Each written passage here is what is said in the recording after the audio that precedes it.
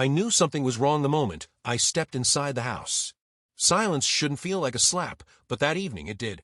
My mother had only been with us for 2 days after her surgery. She moved slowly, spoke softly, and tried not to disturb anyone. I thought bringing her here would give her comfort. Instead, I walked into a storm I didn't know was brewing. I stopped in the hallway because I heard voices, low, sharp, and meant to stay hidden. The living room lights were dim, casting long shadows across the wooden floor. My mother-in-law stood near the window, her arms crossed tightly over her chest. She looked like she had been waiting for this moment, rehearsing her anger until it felt justified. My husband sat on the sofa with his head slightly bowed, the posture of someone tired or guilty. I took one step closer, and then I heard it. "She doesn't want you here." That sentence sliced through the room. I didn't need to see her face to know who she was talking to. I knew. It was meant for my mother. My gentle, healing mother who had nowhere else to go. My heart fell so fast it felt physical, like something inside me just ripped loose. I pressed my back to the wall and held my breath. My mother-in-law continued, "She's already interfering. This is our home, not hers. She needs to leave before she overstays her welcome." I waited for my husband's voice to rise, to defend my mother, to defend me. But the only thing that rose was my fear. He said nothing. That silence was worse than the words. Silence meant consent. Silence meant betrayal wrapped in cowardice. Silence meant this wasn't just my mother-in-law's cruelty. It was becoming a family decision without me. My pulse pounded in my ears as I stepped back, trying not to make a sound. Anger and disappointment tangled inside me until I couldn't tell which one hurt more. I walked toward the kitchen, needing space, needing air, needing anything that didn't feel like I was suffocating. The warm yellow light above the counter trembled slightly, like even it felt uncomfortable. My mother was in the corner, peeling an orange slowly, the way she always did when her hands hurt. She smiled when she saw me. A soft, tired smile. The kind that tried to reassure me even when she needed reassurance herself. "Dinner is warm," she whispered gently. "I waited for you." That broke me in ways no one could see. She didn't know she was unwanted. She didn't know she was being discussed like a burden. I swallowed the knot in my throat and forced myself to nod. "Thank you, Mom." As she placed the orange slices on a small plate, her hands trembled. I noticed it now. She was pushing herself too hard, trying to be invisible in a house that should have protected her. The guilt settled in my chest like a heavy stone. I stepped away from her because I didn't want her to see my eyes burn. I didn't want her to see the betrayal that wasn't hers to carry. Instead, I went back toward the living room, moving slowly, moving silently, because I needed to know more. I needed to hear every truth they thought I was too far away to catch. My husband's voice finally emerged, low, reluctant. "Mom thinks it's best if she stays somewhere else. Just for a while." "Your wife won't agree," my mother-in-law snapped. "She'll understand," he said, almost sounding confident. My chest tightened. Understand what? That my mother, fresh out of surgery, should be thrown out to please another woman? I leaned closer, my fingertips pressing against the cold wall. My mother-in-law's heels clicked against the floor as she paced. "I'm telling you, she has to leave. That woman will create problems. And the longer she stays, the harder it will be to get her out. That woman. My mother wasn't a woman to me. She was home, safety, history, love. And they were discussing her like she was trash on the doorstep. I felt something inside me shift. A quiet rage. A protective instinct. A clarity I had never felt before. But before I could gather my thoughts, before I could pick up the pieces of my breaking heart, I heard the final blow. Cold, decisive, cruel in its simplicity. My husband exhaled and said, "Tomorrow we'll tell her to pack." The words hit me like a punch. Tomorrow. They were planning to humiliate her tomorrow. And as those words echoed through the dim hallway, I knew this night was only the beginning of something darker. I woke up with the echo of his words still vibrating in my chest. It felt like the night had bruised me from the inside. But what hurt more was the thought of my mother waking up in the room next to mine, unaware that someone she respected had decided she didn't belong here. When I walked into the kitchen, I found her standing by the stove, stirring tea with slow, careful motions. She turned when she heard me, and that soft smile, the one meant to reassure me, cut deeper than any insult my mother-in-law could throw. "Good morning, love," she said, trying to sound cheerful. Her voice trembled on the last word, and I hated myself for noticing it too late. She placed a cup in front of me, wiping her hands on her shawl as if she were trying to hide how shaky they were. She shouldn't have to hide anything in her own daughter's home. Yet here she was, shrinking herself, making herself small, trying not to disturb a household that had already judged her presence. I sat beside her, my throat thick with words I couldn't form. She looked at me with those gentle eyes that always saw more than I wished they did. "Did you sleep well?" she asked. I nodded because if I opened my mouth, everything would spill out. She believed my silence, just like she believed she was welcome here. The innocence of that belief clawed at me. It wasn't her fault my husband had no spine. It wasn't her fault his mother had a heart full of bitterness. She was just a tired woman trying to heal where she felt safest. "I made tea for him too," she said quietly. She pointed toward the tray she had set with such care, unaware of what he had agreed to last night. "He's been so kind to me," she whispered, "letting me stay here like this." Her gratitude stabbed me. Kind? He was planning to ask her to pack her bags in a few hours. The cruelty of that contrast made my stomach twist. She sat down beside me, sipping her tea, her eyes drifting around the kitchen like she was memorizing the space. It felt like she was trying not to take up room, not to breathe too loudly. My chest tightened with every passing second. I should have told her the truth. I should have told her she wasn't the problem, my husband and his mother were. But the words stayed locked in my throat, suffocating me slowly. She placed her hand on mine, warm and trembling. "You look tired," she said softly. "Are you worried about something?" My heart squeezed painfully. How could she comfort me when she was the one who needed protection? The kitchen felt too bright for the heaviness sitting between us, as if the sunlight itself was trying to pretend everything was normal when nothing was. My mother kept adjusting the corner of the tablecloth, smoothing it over and over, the way she always did when she was anxious but trying not to show it. She asked me whether I wanted parade or toast, her voice light, almost playful, as if offering breakfast could erase the growing fear she carried. I nodded weakly, unable to match her effort, unable to pretend the world hadn't shifted beneath my feet. She moved around the kitchen slowly, placing utensils in their places, wiping the counter even though it was already spotless. It felt like she was preparing herself to be judged, to be found lacking, to be asked to step aside from space she never intended to invade. I watched her carefully fold the dish towel, her fingers trembling just enough for me to notice. It hit me then. She had sensed something. Maybe not the words, but the coldness, the distance, the shift in the air. Mothers always feel what daughters try to hide. Her eyes drifted toward the hallway, the one leading to my husband's room, and a shadow crossed her face before she forced another tiny smile. She looked so hopeful it shattered me. She reached out again, brushing my shoulder gently. "Tell me honestly," she whispered. "Am I becoming a burden to him?" I knew dinner would be uncomfortable, but I didn't expect it to feel like a battlefield with polished cutlery. The moment we sat down, the tension thickened like the steam rising from the food. My mother sat beside me, her posture small, her smile faint, as if she were afraid to take up space at the table.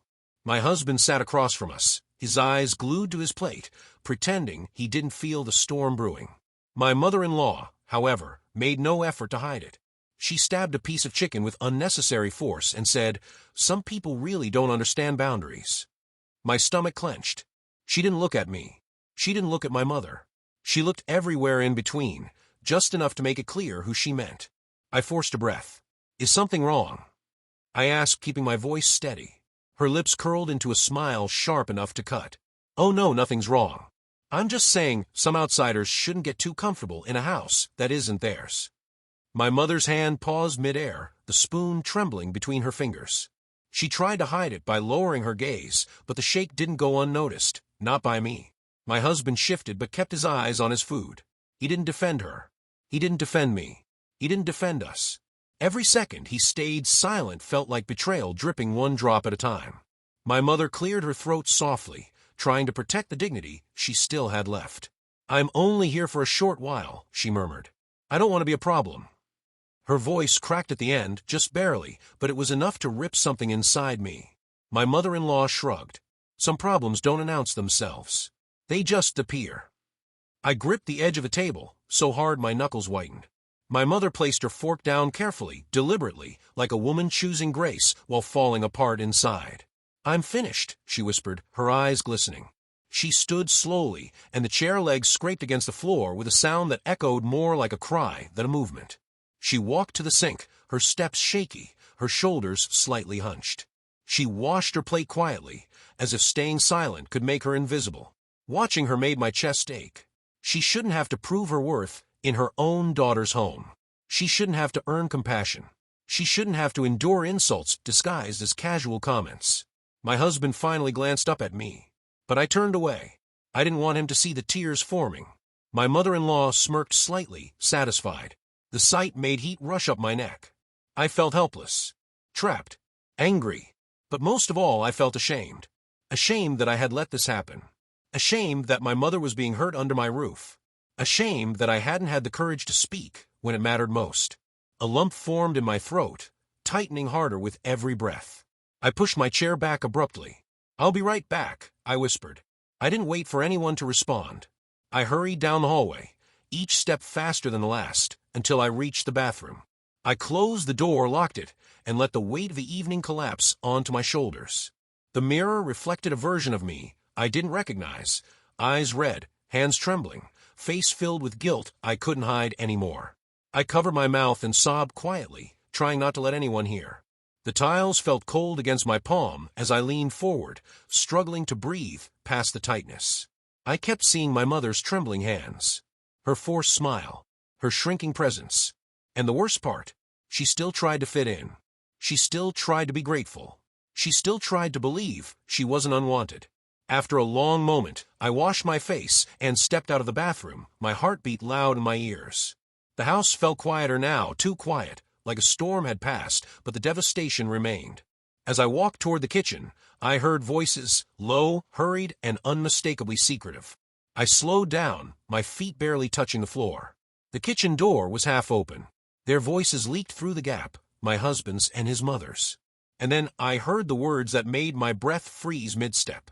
They were planning something behind my back. I thought the worst of the day had passed. I thought hiding in the bathroom, crying quietly, had bought my mother a little peace. But late that night, the house whispered a new kind of terror. The clock read 11:47 p.m.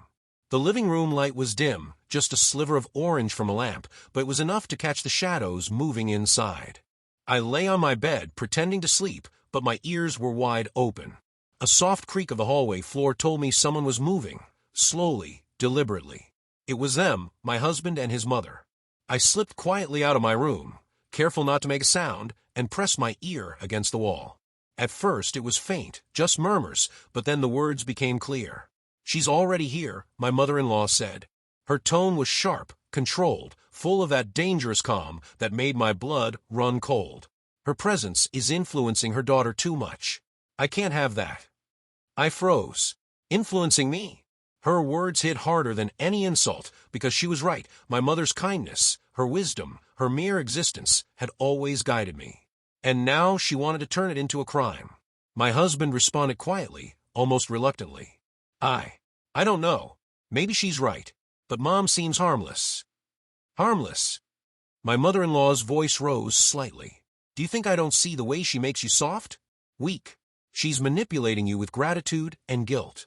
And if she stays here, this house, this family, it will never be under my control again."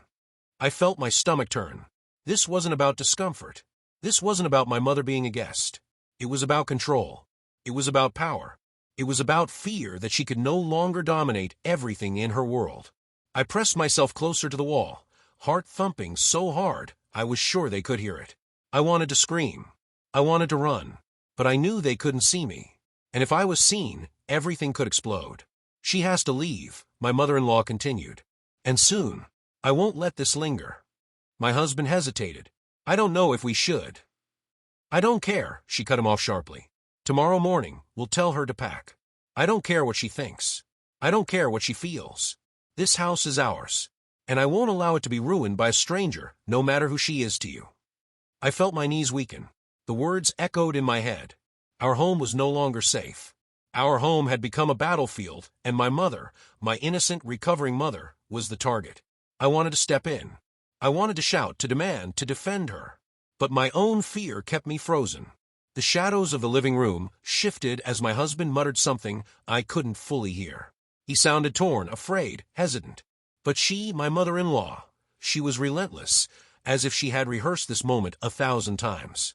I thought about my mother lying in the guest room, unaware of the storm raging outside her door. Her gentle breathing, her calm face, it would all be shattered by tomorrow morning. And I would be the one who let it happen if I didn't act. The conversation continued, low and dangerous. Mentions of inheritance, property, and influence made my stomach churn. I realized they weren't worried about comfort or hospitality. They were strategizing. They were plotting the eviction of someone they saw as a threat, and they believed it was justified.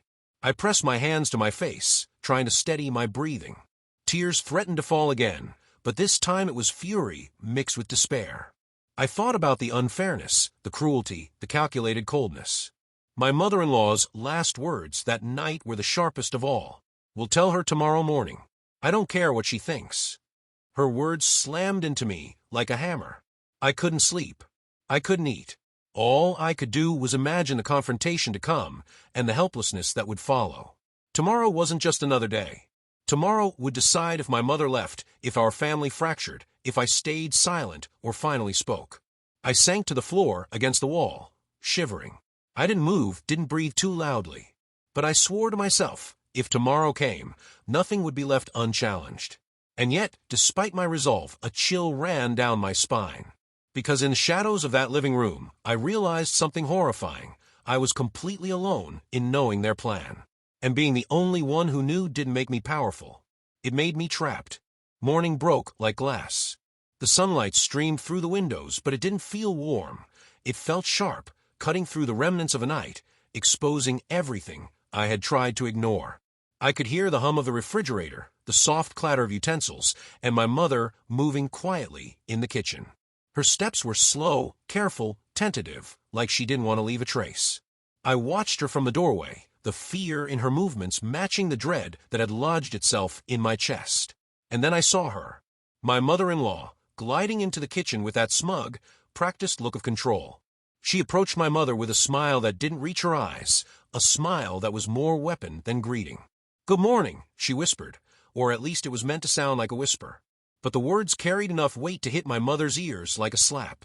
"You shouldn't be here," she said, her voice low but deliberate, sharp enough for me to catch every syllable. "Go before you embarrass yourself." I froze. I couldn't breathe. I couldn't move. My mother's hands faltered on the counter. Her eyes widened slightly, searching, maybe for a reason, maybe for mercy. And then she nodded. Weakly. Defeated. The sight broke something inside me. She was already fragile.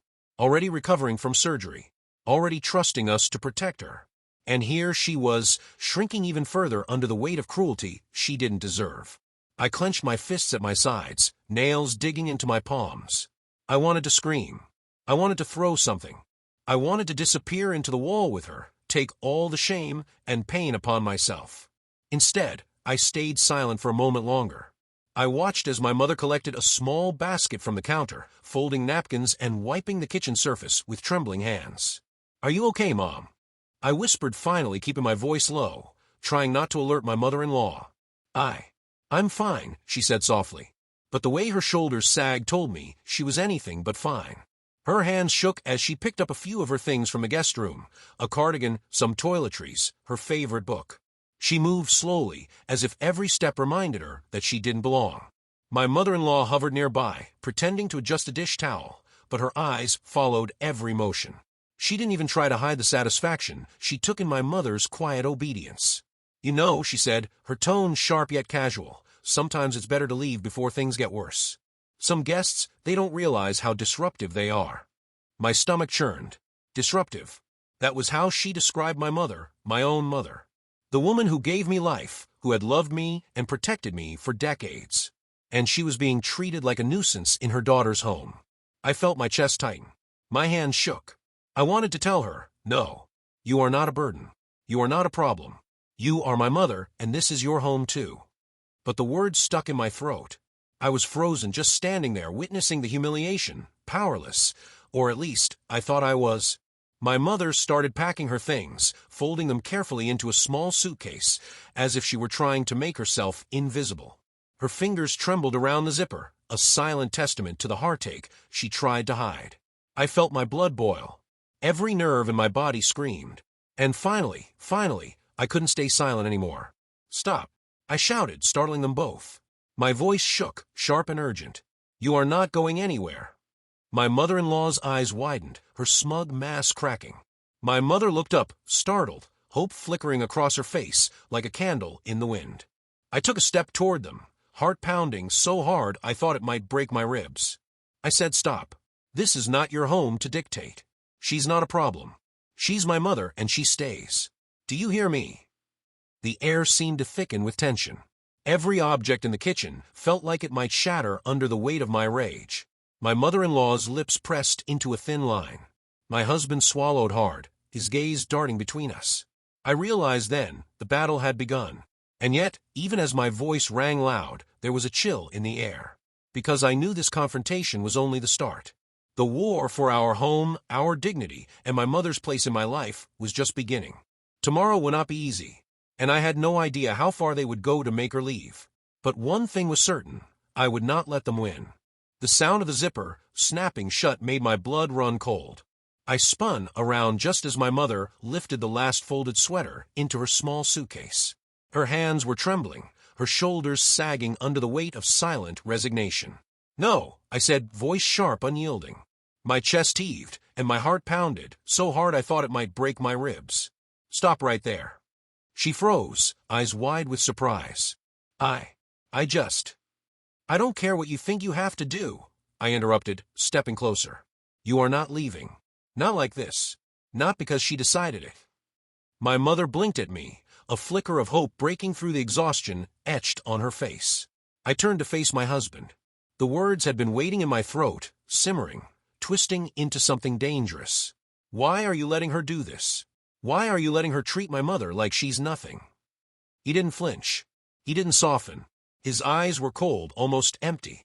Mom is uncomfortable. It's our house. Our rules, he said, voice clipped final. The words hit me like acid. Our house?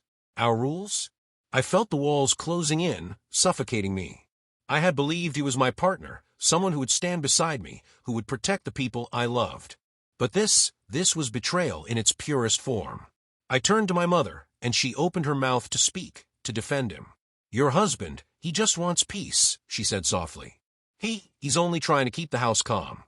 Her words shattered me further. Not because she was wrong, but because she still tried to protect him, even when he was failing us both.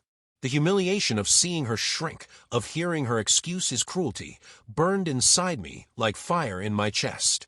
I couldn't breathe. I couldn't think. All I could feel was the rage, the hurt, the helplessness twisting together into a storm I could no longer contain. Peace, I whispered, voice trembling with fury. You call this peace? Watching the woman who raised me be treated like a burden? Watching her hands shake as she folds her things because my own husband won't stand up? I looked at him, and for the first time, I saw the truth. He wasn't afraid of confrontation. He was afraid of his mother. And in that fear, he had chosen her over me. Over my mother. Over decency. I clenched my fists, nails biting into my palms until the pain grounded me. I won't let this happen, I said louder now, each word a hammer. My mother stays. End of discussion. My husband's jaw tightened, his eyes narrowing. You're overreacting, he muttered. Do you even understand what this is doing to the house? To Mom? I stepped closer, my voice cold, unwavering. I understand perfectly. And I also understand what I'm willing to do. If she leaves, I leave too. Silence fell like a heavy curtain. My mother's suitcase remained in her hands, forgotten for the first time all morning. Her lips trembled, tears brimming but not falling. She looked at me, a mixture of fear and relief in her eyes, and for a moment, I felt the weight of the world lift slightly. My husband blinked. Slowly. Then his mouth opened and closed and opened again.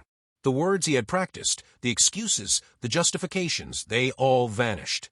He hadn't expected this. He hadn't expected me to stake my claim, to draw a line, to declare war for my mother's place in our home. I felt the adrenaline buzzing through my veins, every nerve ending alive, alert. I wanted him to see the fire he had awakened, the fire of someone who would not allow injustice to continue. I wanted him to feel the tremor of fear I had felt every morning I had watched my mother shrink in her presence. My mother-in-law stood frozen nearby, her face tightening into a mask of irritation and disbelief. The room smelled of tension, burned coffee, and the faint scent of yesterday's breakfast. Every object, the table, the chairs, the suitcase, the teacups, seemed to hold its breath, waiting for what would come next. I took a deep breath, letting the words sink into the silence. "If she leaves," I said again, letting each syllable land like a promise, "I leave too." And for the first time that day, I saw uncertainty in my husband's eyes. The kind of uncertainty that comes when someone realizes they've underestimated the person they thought would stay silent. I felt my chest rise and fall, trembling but resolute. The war had begun, and I was ready. The room felt charged, electric, waiting for the next move. Tomorrow, everything would change. Her laughter cut through the quiet of the morning like a blade. "You think you can control this house?" my mother-in-law sneered, her eyes glinting with triumph. Your mother, you're just guests here. Don't forget it." I stood frozen for a moment, the words echoing in my chest. My mother shrank slightly behind me, and my heart twisted. She was already so small, already so careful not to disturb the fragile balance my husband seemed desperate to maintain. But in that moment, something inside me stirred. A long-buried, whispered promise to myself that I would never let my mother be treated like an intruder under my roof. I took a slow breath. Her confidence was intoxicating, almost dangerous, but she didn't know one thing. She didn't know what I knew. The secret. I had carried it for years, a weight I never wanted to reveal, something my mother had protected quietly, lovingly, and almost at a cost to herself. A document, official, binding, undeniable. A piece of paper that could change everything in an instant. The truth about the house we lived in. I could see her smirk widen as she paced in the living room, tossing another verbal barb over her shoulder. "Don't think for a second that you have power here. You'll learn your place soon enough." I clenched my fists, nails digging into my palms. Every fiber of my body wanted to scream, to strike, to destroy the arrogance she wore like armor. But I held myself back. I needed the right moment. The perfect moment. And it was right now. I glanced at my mother. She stood quietly, her lips pressed together, trying not to make herself a target. Her eyes were wet, but there was a flicker of hope, tiny and fragile, as if she knew I would act. I couldn't wait any longer. I walked to the small drawer in the sideboard, my heart hammering in my chest, and opened it with deliberate calm. The envelope was there exactly where my mother had told me it would be, sealed and untouched. The wax stamp glimmered faintly in the sunlight, the words inside carrying years of silent protection. I picked it up, feeling the weight of history, of family, of truth pressing into my hands. This wasn't just paper. This was justice. This was proof that the house, the very home they had tried to control, to manipulate, to weaponize against us, was not entirely theirs. My mother-in-law turned sharply, sensing the shift in the air. Her eyes narrowed as she studied me. "You're trembling," she said mockingly. "Afraid you're about to lose? Afraid your mother will be humiliated?" I let her words roll over me, letting her arrogance fuel the fire that had been building for days. "Yes," I said softly. "Yes, she's afraid. And she's afraid because she doesn't know the truth." Her smirk faltered slightly. The confidence in her step wavered. She didn't know, and she never would have guessed. I moved closer, my mother at my side, feeling the power shift with every heartbeat. I could see the doubt creeping into her eyes, tiny fissures in the fortress of her arrogance. I tore open the envelope carefully, deliberately, my hands steady despite the adrenaline surging through me. Inside were the documents, official papers, legal confirmations, signatures from decades ago, binding agreements that my mother had kept hidden to protect the family from conflict. The house, the home my mother-in-law claimed as her absolute domain, was not fully hers. Not legally, not morally, not without my mother's consent. I could feel the room tilt slightly, the energy change as the weight of truth began to settle between us. The air thickened, tense with unspoken possibilities. Her lips parted slightly, disbelief creeping into her expression. You can't." I held up the envelope, my hand trembling but my voice steady. "Yes, I can, and I will. This changes everything." I turned to my mother, whose eyes glistened with tears, a mixture of relief, pride, and fear. She had protected this secret all these years, silently shielding me from the knowledge, from the power it carried. Now it was mine to wield. I felt the storm inside me shift from rage to purpose. I had a weapon she never expected, a truth she could not ignore. And I would use it not to humiliate, not to seek revenge, but to protect my mother, to reclaim our dignity, to finally establish the boundaries they had tried so hard to erase. I glanced at my husband. His face was pale, eyes wide. He had known nothing of this, had never suspected. And for the first time, I saw the hesitation, the fear, the realization that the balance of power had shifted irrevocably. My mother-in-law's voice faltered, her confidence cracking. "You wouldn't," she began, but I held up a hand, cutting her off. I looked at them both, my voice low, calm, and unwavering. "This is our home, too. And now, finally, the truth is on our side." The sealed envelope felt heavy in my hand, not just paper, but the embodiment of years of loyalty, courage, and quiet resistance. And I knew in that instant that everything was about to change. I opened the drawer fully, ready to reveal the proof. And as I pulled out the envelope, I felt the electricity of the moment, the sharp pulse of impending confrontation. Tomorrow, nothing would be the same. The morning light had never felt so electric. I could feel the tension in the house like a living thing, coiling around my chest and squeezing my lungs. Every sound, the hum of the refrigerator, the faint ticking of the wall clock, felt amplified. I could hear the silent anticipation, the weight of unspoken words pressing down on all of us. I held the envelope tightly in my hand, its wax seal glinting faintly in the sunlight. My mother's eyes were on me, wide, brimming with something I hadn't seen in weeks, hope. She had trusted me to handle this, to protect her, to finally assert the truth we had carried quietly for years. I drew a deep breath. My mother-in-law's smirk from yesterday was gone. She looked calm, but I could see the tension coiled in her shoulders, the sharpness in her eyes. Confidence was a fragile mask, and I could feel it cracking. I opened the envelope carefully, extracting the official property papers, the signatures of my late father crisp and undeniable. The house, the one she had tried to control, the one she had used to wield power over us, was not legally hers. It had never been hers. I held the papers up for all of them to see, my voice steady, calm, but carrying the weight of years of hidden truth. "These are the property papers, signed by my father." Her lips parted slightly, disbelief flickering across her face.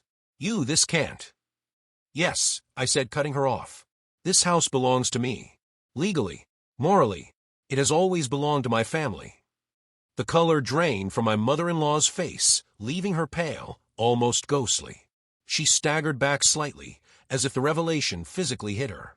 Her eyes darted around the room, searching for something, anyone, to anchor her.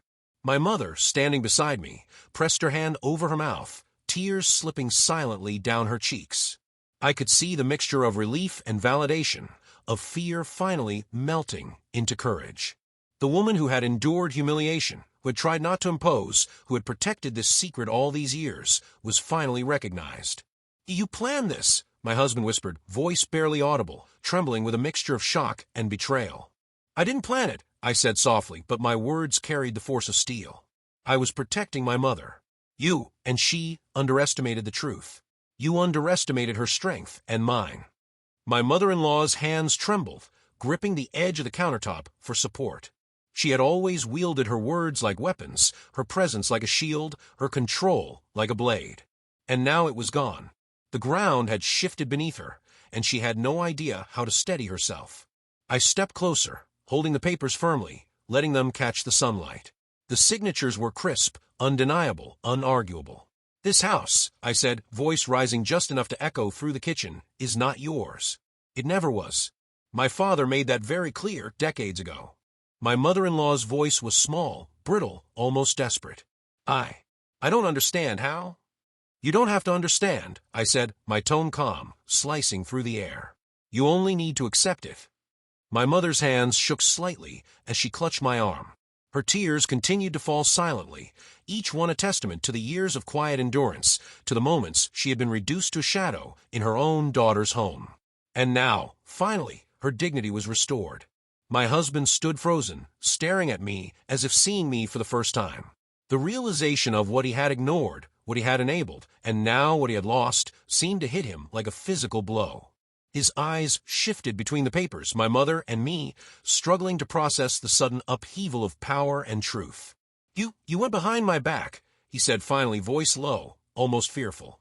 "I didn't go behind your back," I said, letting my words land like stones. "I went to protect my family. to protect my mother, and to finally expose the truth you and your mother tried to bury. My mother-in-law's lips pressed into a tight line. Her eyes darted around the room, searching for an escape, a counter, a loophole, anything to regain control. But there was nothing. The papers, the law, the truth, they all stood against her. I could feel the energy in the room shift, heavy, electric, tense with the weight of years, finally balanced. The house felt alive, as if recognizing that justice had finally arrived. The walls seemed to breathe with us, the air thick with validation, relief, and the beginnings of reckoning. I stepped forward, placing a hand on my mother's shoulder, grounding her, letting her know she was no longer alone. "This," I said quietly, almost to myself, "is home, and no one will take it from us again." Her sobs were quiet, trembling, but steady. She leaned into me, drawing strength from the fact that, finally, she could rest. My husband's lips pressed into a thin line. My mother-in-law's eyes widened, disbelief and fear mingling in a cocktail of humiliation. And I realized as I looked at them both that this house, our home, would never feel the same for them again. Tomorrow, they would have to face the consequences of underestimating us. And I, for the first time in weeks, felt a flicker of calm, a spark of triumph. But the storm was not over. Not yet. The air in the living room felt thick, almost suffocating. I could feel my heart hammering against my ribs, every beat echoing like a drum of war. The property papers were in my hand, the evidence undeniable, but wasn't just about legal ownership anymore. This was about justice, about finally speaking for my mother, the woman who had endured humiliation silently for years, the woman who had been reduced to invisible status in the home she had helped raise. I drew a deep breath, steadying myself. My voice might shake, but would not break. "Enough," I said, letting the word hang in the air like a command. "Enough of the whispers. Enough of the insults. Enough of the humiliation." My mother-in-law's eyes narrowed, her lips curling into a smirk that didn't reach her eyes. "Oh, and what, pray tell, is this about? You think waving some papers around changes anything?" I took a step forward, letting the weight of years of suppressed anger fuel my words. "This isn't just about papers. It's about every time you made my mother feel small, unwanted, a burden. Every passive-aggressive comment at dinner, every look of disdain when she tried to speak, every attempt to make her leave our home, every single one of them was intentional. And now I am speaking for her." My husband shifted uncomfortably, his jaw tight, eyes flicking between us. He had been silent for too long, allowing his mother to dominate, allowing her cruelty to slip under the guise of household rules. "You can't," my mother-in-law began, voice rising, trembling with indignation. "Yes, I can," I said sharply, cutting her off. "Because you don't get to rewrite the story anymore. You don't get to erase her presence or her right to be treated with respect. You've been planning this, haven't you?" Her smirk faltered slightly, a flash of doubt crossing her eyes. She opened her mouth, closed it, tried another tactic. This isn't what it looks like. You're blowing this out of proportion." I shook my head, my voice rising, shaking but filled with conviction. "No, this is exactly what it looks like. You've spent years controlling, manipulating, making threats, subtle, clever, insidious. And my husband, you were complicit. You let her fear, let her shrink, let her feel unwanted. And now, too late, you realize the cost of underestimating her, of underestimating me." My mother's hand found mine, gripping tightly, trembling, but grounding me. Her eyes met mine, and I could see the pride, the quiet relief, the validation of all the years she had silently endured. She had protected me, protected this truth, and now we were reclaiming it. My mother-in-law's voice rose, but there was a tremor, a crack, a fissure in her confident veneer. You're lying. You're trying to humiliate me." "No," I said firmly, stepping closer, the papers pressed against my chest like armor. "You planned this. Every insult, every comment, every attempt to make her feel like she didn't belong. And I'm done letting you dictate the narrative. This house, legally and morally, belongs to my family. To her. To me. And your games are over." My husband's face drained of color, realization dawning too late. His eyes widened as the truth hit him, the truth he had ignored, dismissed, allowed to fester. His voice cracked when he finally spoke, barely above a whisper. I didn't know she felt that way. I never realized." I shook my head slowly, anger simmering beneath my skin. You should have seen the pain, the humiliation. You should have protected her instead of hiding behind peace and rules. The room seemed to vibrate with the weight of my words. Every object, the countertop, the chairs, the sunlight glinting off the papers, stood witness to the reckoning. My mother-in-law's hands were shaking now, fingers tightening around the edge of the dining table, her knuckles white. The arrogance, the certainty, the dominance she had wielded so comfortably was unraveling, thread by thread, exposed under the truth of my voice and the law. I felt a cold, sharp clarity. I knew what needed to happen next. The air was heavy, thick with tension, anticipation, and the echoes of past injustices. "This ends now," I said, voice low but unyielding. "You've had your chance to manipulate, intimidate, and control. But the truth is here, and there's only one thing left to do." I took a deep breath, letting every ounce of suppressed frustration and righteous anger guide me. My mother-in-law's eyes flicked to my mother, then back to me, desperation and disbelief mixing in her gaze. "You need to leave," I said, my voice steady, unflinching, cutting through the room like a knife. "Both of you. Now, this house is ours, and you will not continue this here. Not one more word, not one more insult, not one more threat. Pack your things and go." Silence fell like a thick, suffocating blanket. My husband's mouth opened, then closed. My mother-in-law's smirk was gone, replaced by stunned realization. My mother's shoulders straightened slightly, drawing strength from my words. For the first time in years, we were no longer on the defensive. And as I watched them hesitate, the house finally felt like it belonged to us. But the storm of emotions, betrayal, anger, relief, was far from over. Tomorrow, they would face the consequences of everything they had tried to hide. And I knew, without a doubt, that nothing would ever be the same again. The morning sunlight streamed through the curtains, deceptively calm and serene. But the air inside the house was anything but calm. My stomach churned, a mixture of adrenaline and nervous anticipation, keeping me rigid. Today would be the day everything changed, and I could feel the tension vibrating through the walls like electricity. I had anticipated their arrival with a kind of grim satisfaction. After all, they had spent weeks plotting, whispering, and undermining us in our own home. And now they expected the same old response: silence, submission, apologies. I waited, hidden in the shadows of the hallway, as the sound of a car pulling into the driveway reached my ears. My mother-in-law and my father-in-law stepped out, their luggage rolling behind them. They moved with entitlement, heads high, as if they had conquered something rather than being ordinary guests returning to a house they no longer controlled. Their confidence was palpable, and it was deliciously tempting to let them in, to let them walk into what they assumed was still their domain. But I had prepared differently. I opened the door before they could knock. The look on their faces, the half-smirk, the half-expectation, changed instantly. Confusion, surprise, a flash of uncertainty. "The locks," my mother-in-law's voice trailed off, brittle and incredulous. I stepped aside, letting the doorframe frame the chaos I had orchestrated. The new locks gleamed faintly in the sunlight, freshly installed, leaving no room for doubt or intrusion. Their entitlement, their assumed control, was shattered before it even began. Behind me, my mother stood quietly, arms crossed, her expression calm, yet resolute. Her pride was palpable. She had endured humiliation silently, and now she watched justice unfold. A man in a sharp suit waited behind us, holding a briefcase, a lawyer I had retained overnight.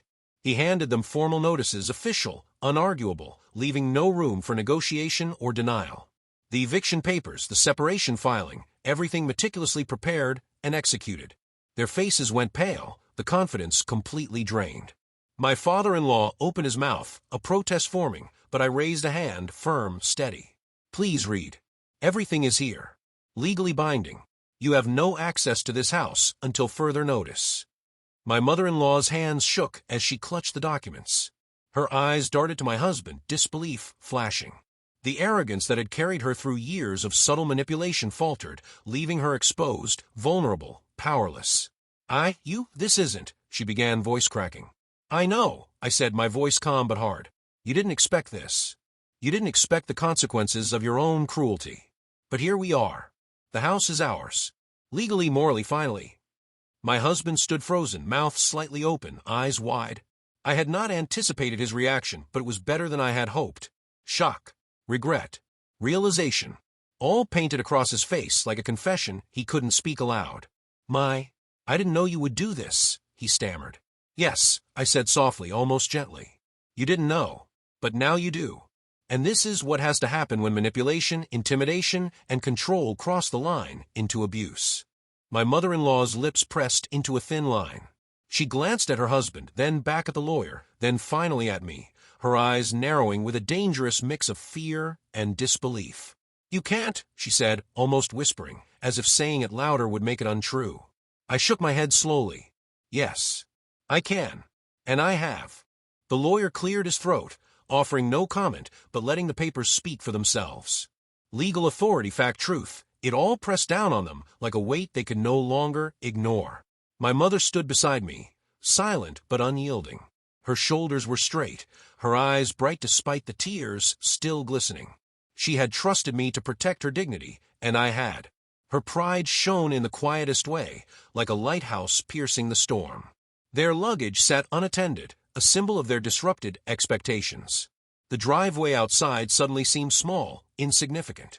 Their arrival, once a claim of dominance, had transformed into a moment of humiliation they couldn't undo.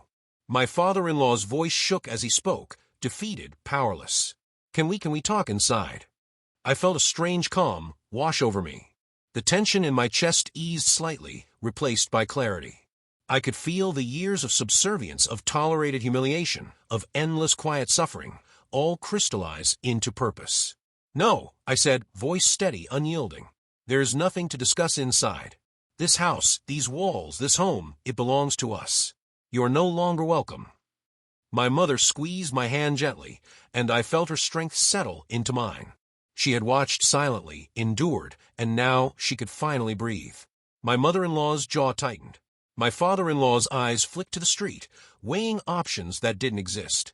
And my husband, pale and quiet, seemed to shrink into himself, finally confronting the consequences of inaction, of complacency. The morning sun shone brightly, but the shadows in the house seemed longer, heavier, echoing with the remnants of deceit, arrogance, and entitlement. And as I closed the door firmly behind them, I realized the world outside was no longer theirs to control. Inside, my mother and I could finally start to reclaim what had been ours all along. But the emotional aftermath, the quiet, simmering tension, the questions left unanswered, would not vanish overnight. Tomorrow we would begin the long process of rebuilding, healing, and defining our boundaries. And for the first time in weeks, I felt like the storm had finally passed. The house was quieter than it had been in years. Not the peaceful, serene kind of quiet that fills a home with comfort, but the tense, brittle quiet that follows a storm.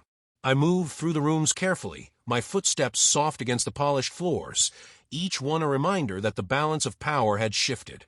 It was strange, almost surreal, to feel the air finally belonged to us. My mother's presence, once treated like an intrusion, was now the heart of this home. I could see it in the way she moved, no longer shrinking to fit the shadows, no longer apologizing for existing. She was finally free to breathe, to laugh, to be seen. I followed her into the kitchen, where sunlight poured in, warming the space in a golden haze. She was arranging the counter, her hands gentle but sure, humming softly under her breath. I hadn't heard her hum in months.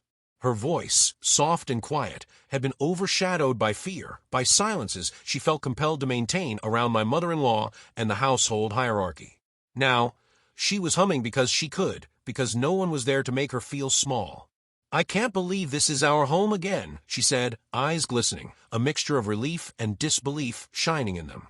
I smiled, though my chest felt heavy with the weight of everything that had happened. It is, and it's yours now fully.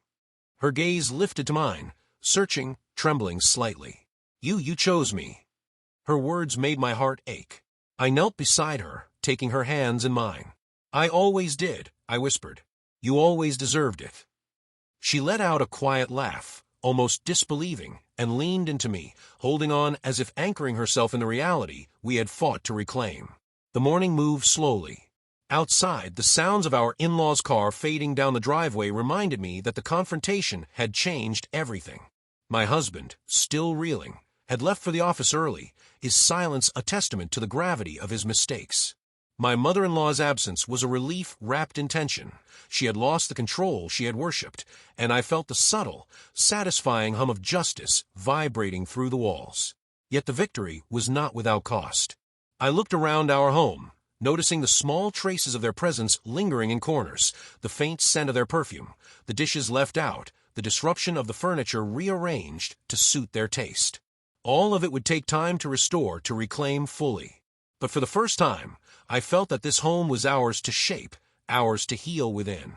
My mother and I moved through the living room together, straightening cushions, folding blankets, creating space not just for objects, but for feelings, for memories untangled from a shadow of intimidation. Each action was deliberate, a quiet rebellion against years of suppressed power dynamics. "Do you want tea?" I asked, trying to bring normalcy, warmth, a sense of ordinary life back into the day. "Yes," she said softly, settling into the armchair by the window. Sunlight caught in her hair, giving it a haloed glow. She looked at me, her eyes full of gratitude and something deeper, trust reborn. I made the tea, hands shaking slightly not from fear, but from the accumulation of tension, emotion, and release. Pouring the steaming liquid into the delicate cups, I felt a sense of ceremony, small, quiet, yet monumental. We were reclaiming the daily rituals, the ordinary joys that had been denied to us for so long. We sat together in silence for a few minutes, the hum of the kettle cooling into gentle steam, the sunlight warming our skin. She finally spoke, her voice trembling. "I never expected this. That you would stand up, that you would fight for me." "I always would," I said softly, my throat tight. "Always." She reached out, touching my cheek, a simple gesture of love and reassurance. Her hand lingered, and I felt the depth of her relief, her belief in the truth finally affirmed. Outside, the house felt empty in ways it never had before. The absence of their meddling, their whispers, their subtle threats left a space we could finally fill with our own rhythm. Yet I knew the cost of this peace. Relationships fractured, trust broken, the consequences of years of manipulation now crystallized into reality. My husband's silence, my mother-in-law's arrogance, they had all led here. And yet, as my mother sipped her tea, eyes closed, exhaling softly, I realized the most important thing. She was safe. She was valued. She was home. I walked to the window, watching the morning unfold outside, the sky clear now, the storm behind us. I could see our neighbors starting their day, unaware of the drama that had played out behind these walls. The world continued, indifferent, but inside, everything had shifted. My mother spoke again, quietly, almost afraid to break the fragile moment. "You chose me over everything else. I never expected that, not from anyone." Her words struck me with a fierce tenderness. I knelt beside her again, gripping her hands, holding her gaze. "You always deserved it," I said again. "And nothing will ever make me let anyone make you feel small in this home again." She smiled a full, unguarded smile, the kind that erases years of pain in one glance. I could see the relief in her shoulders, the softening in her eyes, the way her chest rose and fell with the kind of deep, steady breath that comes when fear finally lifts. For the first time, our home felt right. Complete, whole, safe. But I knew life would continue to bring challenges. The emotional fallout of confrontation, the weight of damaged relationships, the quiet ache of betrayal. It would linger. Yet in this moment, I could allow myself hope, gratitude, and a sense of triumph that came not from vengeance, but from justice, love, and unwavering loyalty to the woman who had always protected me. We stayed there for a long time, mother and daughter, holding on to each other, and the fragile peace we had carved out. The sun climbed higher, casting warm light into every corner of the house, and I felt it illuminate not just the walls, but the scars, the healing, and the unbroken bond between us. And when she whispered once more, soft but steady, "You always chose me," I pressed my lips to her hand, whispering back, "Yes, you always deserved it." The house exhaled with us, settling into the calm after the storm. The battle had ended, the rightful order restored. And for the first time in what felt like forever, I believed that this home, our home, was truly ours to keep.